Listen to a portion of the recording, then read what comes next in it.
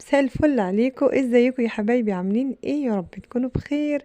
النهارده ان شاء الله هنعمل مع بعض البقلاوه، لفه جلاش واحده هنعمل بيها العظمه دي.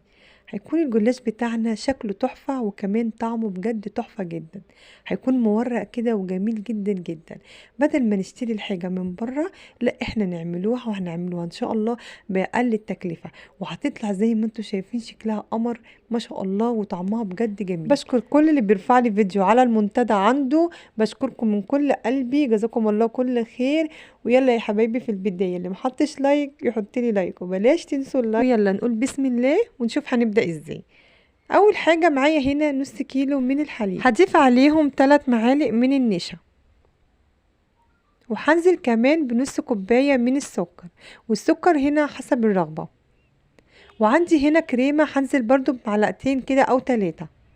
وعايزه اقول لكم الخطوه دي مهمه جدا، بتخلي طعم البقلاوه تحفه بجد اكنك جايباها من بره. قلبت كله على البارد وبعد كده حطيتها على النار. ودلوقتي مجرد ما الكريمه بتاعتي غلت كده على النار وبدات ان هي تتقل، هنزل بمعلقه صغيره من الفانيليا. بعد كده قلبت كده تقليبة على النار، وبعد كده شلت خلاص المهلبية او الكريمة الكدابة من على النار وهسيبها تبرد بقى. ويلا بينا، هنا معايا هنا الصينية اللي هعمل فيها الجلاش، ومعايا زي ما انتوا شايفين لفة من الجلاش، ولفة الجلاش دي تقريبا 400 جرام، يعني حتى ما جابتش النص كيلو، بس هنعمل صينية بقلاوة تحفة. وهنا انا هقطع بقى الجلاش على قد كده الصينية، وهي دي الصينية اللي انا هعمل فيها. عندي بقى هنا زبدة او سمنة اللي انتي حابة تعملي بيه، بس انا النهاردة بعمل بالزبدة لاني الزبدة هنا هتخلي اللون يطلع جميل جدا، وكمان طعمها يبقى حلو قوي. نزلت كده برضو في البداية بورقة كده من الجلاش، وما بين كل ورقة وورقة انا هحط مادة دهنية زي ما انتوا شايفين. وطبعا اللي احنا قطعناه من الجلاش دوت احنا هنحطه في الصينية كده من النص برضو، احنا مش هنرمي حاجة زي ما انتوا شايفين معايا. انا هنا حطيت نص كمية الجلاش، وبعد كده بنزل بالكريمة الكدابة زي ما انتوا شايفين. ما تخافوش لو طلعت معاكم خفيفة سنة زي ما طلعت معايا كده، انا حابة ان هي تطلع كده. هي بجد هتطلع تحفة، هتطلع جميلة جدا جدا، محدش يقول ان هي خفيفة، لا صدقوني هي ما شاء الله مجرد ما هتتحط في النار ما شاء الله هتمسك في بعضها وهتبقى جميلة جدا جدا. وهنا طبعا انا بحط بقى كده بقية ورقة الجلاش او النص التاني من الجلاش. طبعا احنا بنقسمها بنشوف هي طلعت معانا كام ورقة. انا مثلا طلعت معايا 12 ورقة، يبقى احط 6 تحت واحط 6 من فوق. وكمان هناخد بقى اللي احنا من الجناب واحنا بنقطع كده الجلاش، طبعا اللي اتفضل مننا احنا برضو بنحطه في نص الصينية كده، برضو مش هيعمل اي حاجة معانا، بالعكس هو هيعلي معانا الجلاش، وهتبقى الحتة متسوية كده وهتبقى حلوة.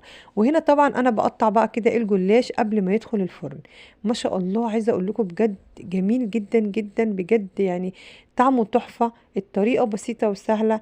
انا طبعا دخلت الصينية على درجة حرارة 170، قعدت لها بتاع ربع ساعة، وبعد ربع ساعة كان شكلها زي ما انتوا شايفين بالمنظر الرائع الجميل دوت. وهنا اول ما طلعت سخنة بقى كده رحت حاطة يلا عليها السيرب او الشربات، هسقيها كده وهسيبها شوية كده، وبعد شوية ما شاء الله كانت اتشربت. عندي هنا شوية من المكسرات احط كده برضو على وش الصينية.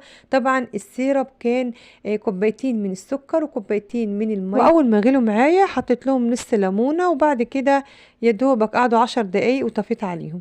وزي ما انتوا شايفين الصينيه ما شاء الله جميله جدا جدا، ما تكلفناش حاجه. لو ما عندكيش كريمه ممكن عندك قشطه لبن تحطيها، ما عندكيش خلاص يعني ما تقفيش على حاجه، اللي عندك حطيه وخلاص، وما شاء الله هتطلع معاكي تحفه جدا زي ما انت شايفه.